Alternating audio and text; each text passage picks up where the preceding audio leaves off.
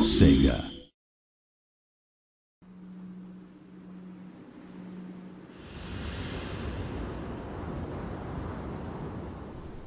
Hello, I'm Kieran Brigden, the Studio Communications Manager for the Creative Assembly. Today we're going to show you a ninja assassination movie on the campaign map of Shogun 2 Total War. So you can see here we have one of our provinces and cities selected. We're going to choose the ninja agent and move him out of the town. The ninja is one of many agent types available, and his primary function is the assassination of enemy figures. So we're going to send him in now and have him kill the enemy general in charge of the army.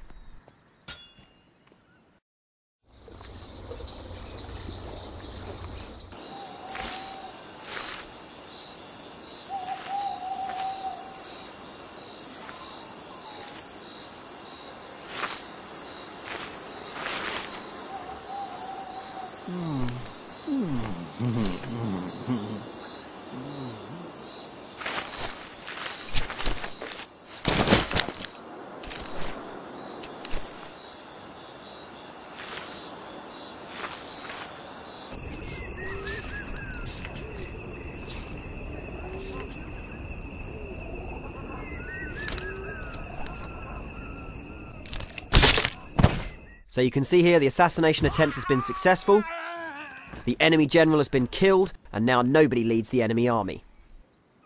Our own ninja also levels up, assuming his next skill rank, and is moved safely away from the scene of the crime.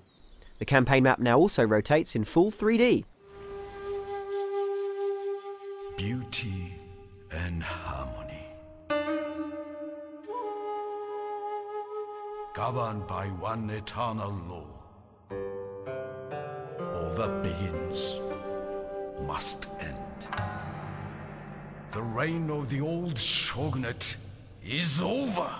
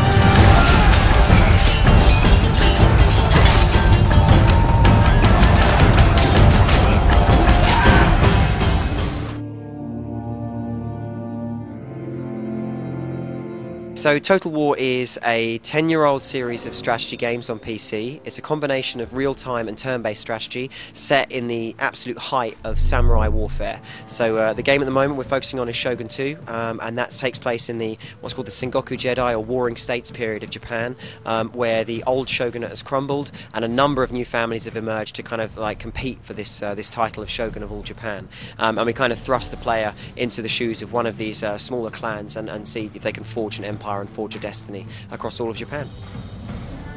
Total War is a very kind of long-running PC strategy series. We've always focused on individual areas of history and tried to kind of bring those to life in as much depth and realism as we can. We're probably most famous for our huge kind of cinematic scale battles, so you know, kind of thousands and thousands of troops smashing into each other on the battlefield and these kind of really big movie-style moments in battle. That's kind of our hallmark on the battle side, but we also have this kind of extremely in-depth and immersive kind of turn-based campaign mode as well, which is the real kind of backbone of the game. This is where you'll really administer and develop your empire and grow it out over all Japan and the islands. So it's kind of a fusion of those two things. So you've got a kind of a Civ style campaign map, and at the same time you have a more classic RTS style live action battles things. So you have a very small start. You've literally got to look after a single town almost and its people, and you'll have a small number of units to play with, and literally a very limited agent tree to kind of look after. As you very slowly develop your empire out over time, you become more aggressive or you become more diplomatic, you'll get access to more and more troops, different types of technologies, larger armies. So you really kind of learn to walk before you run. And then when you're kind of in the kind of mid to late stages of the game, you're commanding these huge armies against these other massive, well-established factions. And there's a real sense of kind of, a war between two very, very large powers. Shogun 2 features a number of different battle types. So when you're kind of commanding your armies on the campaign map and you send them into a given location, you then get a zoom down and a chance to actually fight this battle in real time. The one type of battle you can fight is your classic land battle. Now this will take place in a kind of piece of geography very similar to where you are on the campaign map, and you'll have to command a set army that you go into battle with. There's no base building, there's no resource gathering, it's all done by kind of commanding these like single set armies on the field. It's a real test of strategy more than anything else. It's genuinely tactical. You've then got kind of your siege battles, and this is an area we've really worked on for Shogun 2. So we have a large number of castle types in the game, so castles that are built on flat land, castles built into the coast, and literally castles built into mountainsides. All of these can be upgraded multiple times by the owner so that they can become these huge kind of mountainside, Dr. Evil fortresses almost, and you then have to siege them with your troops. And then finally, of course, we have a lot more innovation on the naval side as well. So we've kind of combined a land element into the naval battles now. So you actually have these kind of coastal battles where these small kind of numbers of ships are fighting one another, and you're kind of navigating all these shoals and reefs and rocks and beaches. It's a really huge game. In a way it's kind of 4 games in one. You've got siege battles, land battles, naval battles, and of course the mainstay, which is the campaign game. And all of these things, like I say, to command and control them, it's very simple. We've literally got almost an MS Paint style interface. You just left click on the unit to select it and then right click it somewhere to tell it to go, or give it an order, or indeed hold down the right mouse button and just kind of paint it into a formation. On the campaign map, for the first time this time around in Shogun 2, we've actually given all of the different kind of agent types an RPG kind of gameplay, as well as the kind of standard usage that they've got. So they now have their own skill trees and XP systems. You can specialize them in one of a number of different ways, and each character class has a different skill tree that you can take it down in different directions.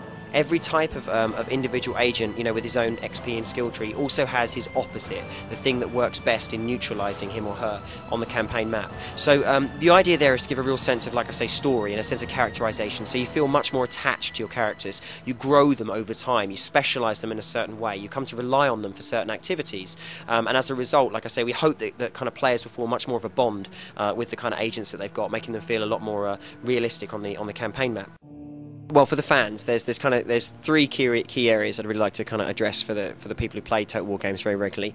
One is AI. We're paying a lot of attention to AI this time around to make sure it's a genuine challenge on the battlefield and a genuine challenge on the campaign map. So that's a real area of focus for us this time. The second thing is siege battles. It's something we've been requested a lot from the community, to take a look at the siege battles and make them work.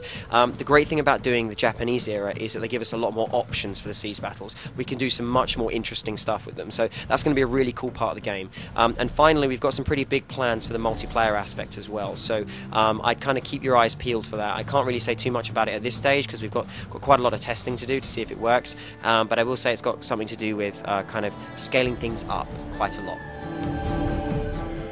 Shogun 2 Total War on PC, and it's out in early 2011.